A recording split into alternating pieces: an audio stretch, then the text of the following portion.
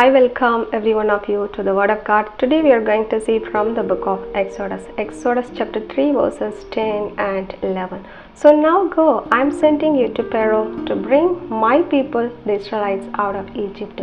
So Moses said to God, Who am I that I should go and to bring the Israelites out of Egypt?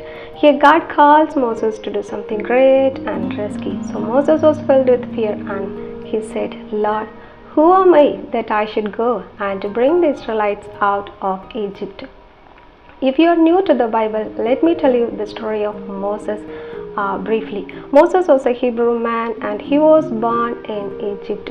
And when he was born, when Pharaoh, the king of Egypt, ordered the death of all male children who were born to Hebrew women in Egypt, Moses' mother, and Moses was 3 months old, placing him in a basket and put it into the river Nile.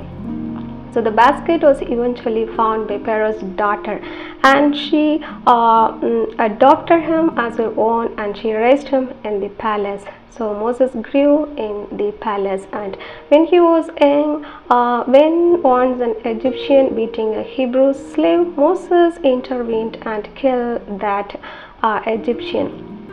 And in another time, Moses attempted to intervene a dispute between 2 Hebrew men. But one of them rebuked Moses and sarcastically commented, Are you going to kill me as you did the Egyptian? So Moses was filled with fear because the matter was disclosed. So he fled to the land of Midian. Moses was 40 years old when he left Egypt.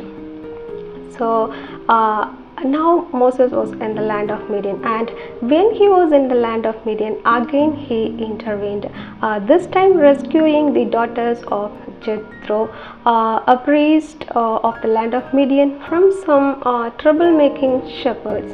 So Jethro, in gratitude, granted one of his daughters, Zipporah, to Moses in marriage. So Moses got married in the land of Midian. He had a family and he had children, and his main profession was to take care of his father-in-law's flock. And when Moses was 80 years old, as usual, when he was leading his father-in-law's flock at the back of the forest, he went to Horeb, the mountain of God. There God talked to Moses out of the burning bush. God said to Moses, I have seen the affliction of my people.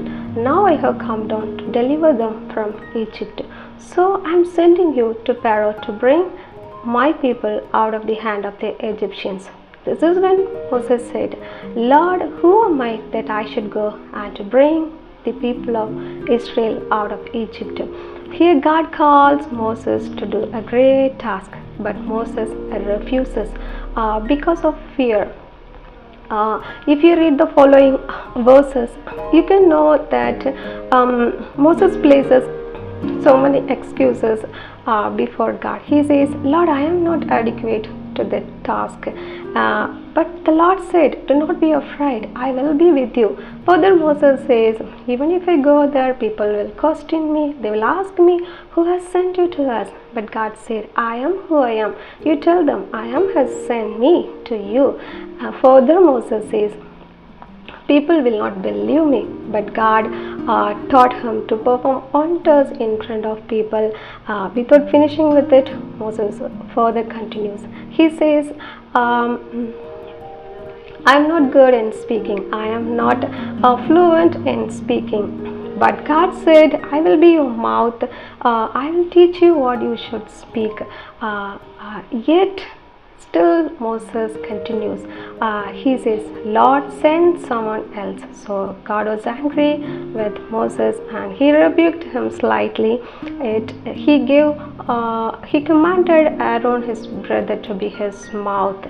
Then Moses accepted his call and goes back to his father-in-law, and he gets his permission and returns to Egypt. Moses would have placed so many excuses before God because of fear of Pharaoh or because of his inability, or he may worry about his family members, whatever it might be.